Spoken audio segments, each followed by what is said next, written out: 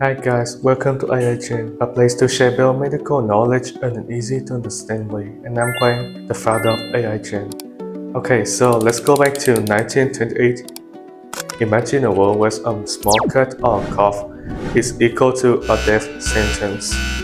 That was our reality before Alexander Fleming discovered penicillin by accident. He saw a mold killing bacteria in a petri dish and changed history forever. But today we take these miracle drugs for granted. We use them like candies, and that's where the danger comes from. Okay, so for a better understanding why antibiotics are called double-edged sword, let's take a closer look at how antibiotics work. Antibiotics are medicine used to treat bacterial infections by either killing the bacteria or inhibiting their growth. They work by targeting specific structures or biological processes in the bacterial cell that are either absent or significantly different in human cells, allowing for selective toxicity. Antibiotics are like smart bombs. They target specific structures in bacteria that human cells don't have, like the cell wall. Crucially, antibiotics only kill bacteria. They do nothing against viruses like the flu or COVID-19. Okay, so to understand how antibiotics primarily work, we begin by exploring the major mechanisms of action. The firstly is inhibition of cell wall cytosis. Bacteria have a rigid cell wall made of peptidoglycan, which prevent them from bursting due to high internal osmotic pressure. Antibiotics in this class interfere with enzyme or building block needed to construct this wall. Secondly is the inhibition of protein cytosis. Bacteria use ribosomes to translate the genetic code into proteins. Bacterial ribosomes are different from human ribosomes, which allow antibiotics to target them selectively. Next is the inhibition of nucleic acid cytosis. This drug prevents bacteria from copying their DNA or transcribing it into RNA, making it impossible for them to multiply. Fluoroquinolones inhibit DNA trirase and topoisomerase 4 enzyme that unwind DNA so it can be copied. Without them, the DNA becomes so tangled to replicate. Rifampin binds to bacterial RNA polymerase, preventing the creation from mRNA and DNA. Additionally, we have the disruption of the cell membrane. Unlike the rigid cell wall, the cell membrane is a delicate lipid bilayer. Some antibiotics act like detergent to break it down.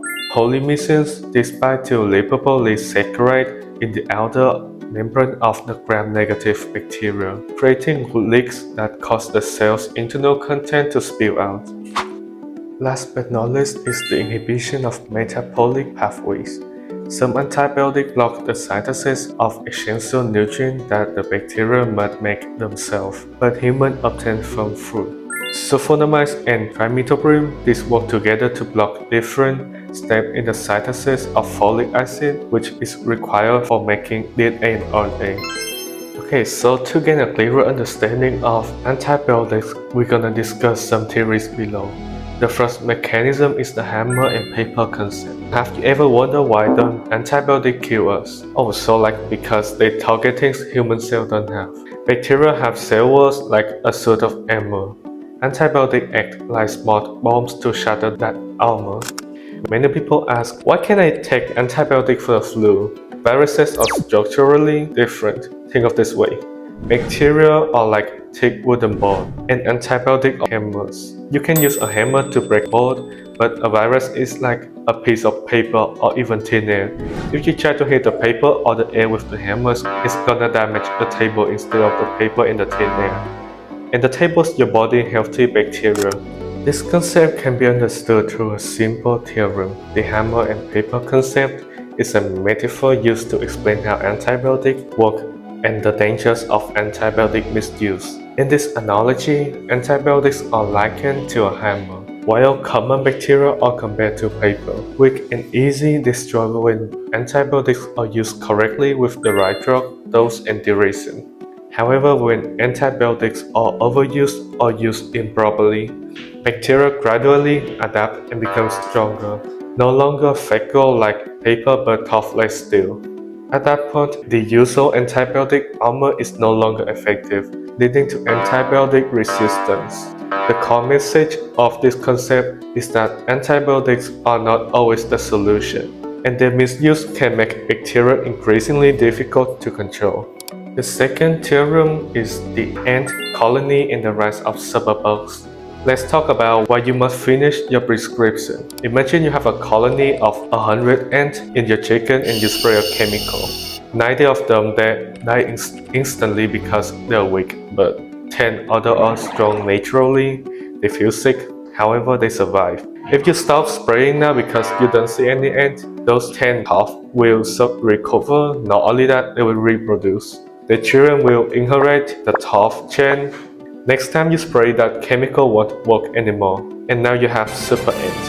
That's exactly what happens with bacteria when you stop your pills on day 3 instead of day 7. By 2050, if we don't act, drug-resistant infections will kill more people than cancer. That's 10 million live per year.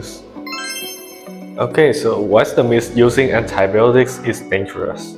Antibiotics are designed to kill bacteria, but they must use correctly for the full course.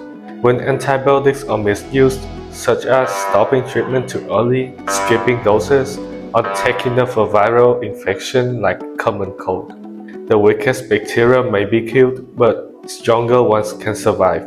So how do superbugs evolve? These surviving bacteria are not random. They are the ones with natural resistance. After surviving antibiotic exposure, they multiply, pass on resistant chains, and gradually become harder to kill. Over time, this evolutionary process creates superbugs, bacteria that no longer respond to common antibiotics, making infections much more difficult and expensive to treat. Okay, so why is this a global crisis? According to the World Health Organization, if antibiotic resistance continues to increase at its current rate, drug-resistant infection could cause up to 10 million deaths every year by 2050. This means that a simple infections, which are easily treatable today, could become life-threatening in the future. Yet, we also need how to use antibiotic responsibly. What can we do? Always follow the doctor's prescription, complete the full courses even you feel better. Never share antibiotic with friends. And what can we do to protect ourselves and our community?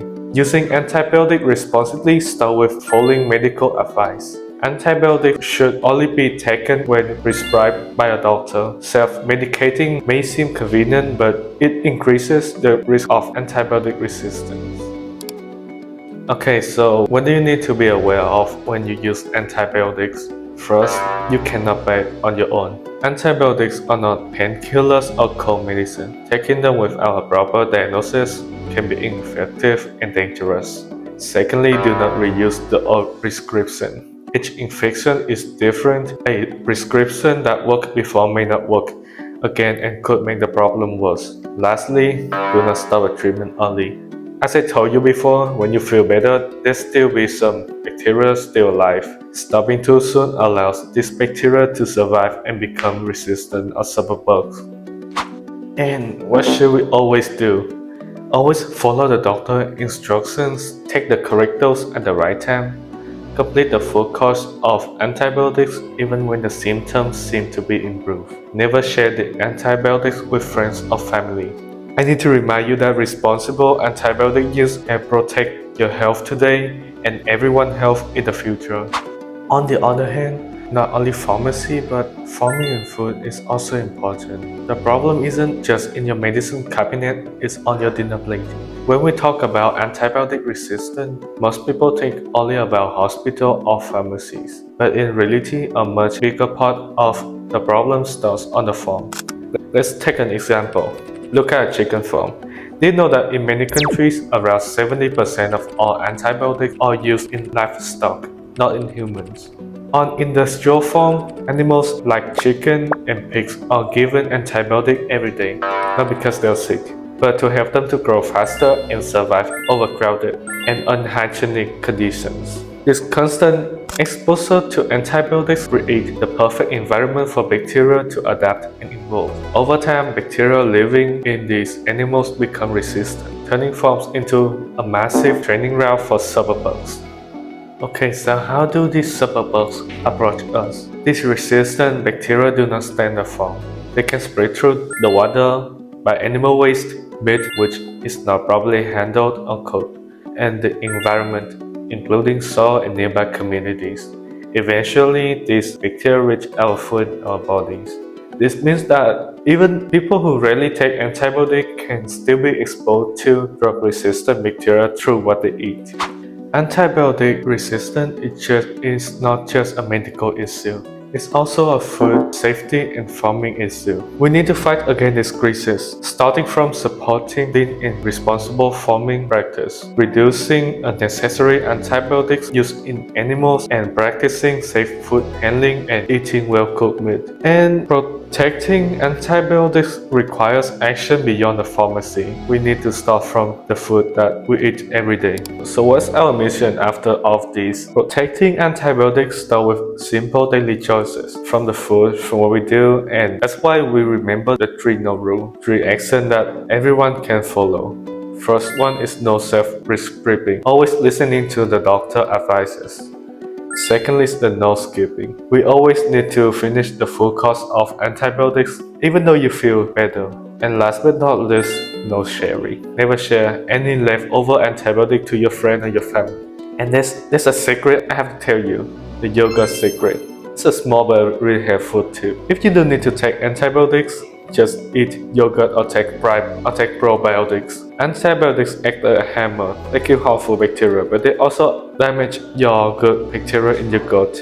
But yogurt and probiotics help rebuild this good bacteria forest, boosting the chances in recovery during and after treatment. In conclusion, I just want to say that antibiotics are one of the greatest medical gifts of the 20th century, but we cannot lose them on our century, on our generation through misuse and neglect. And I'm calling from AI Chen. Stay healthy and stay informed. Thank you.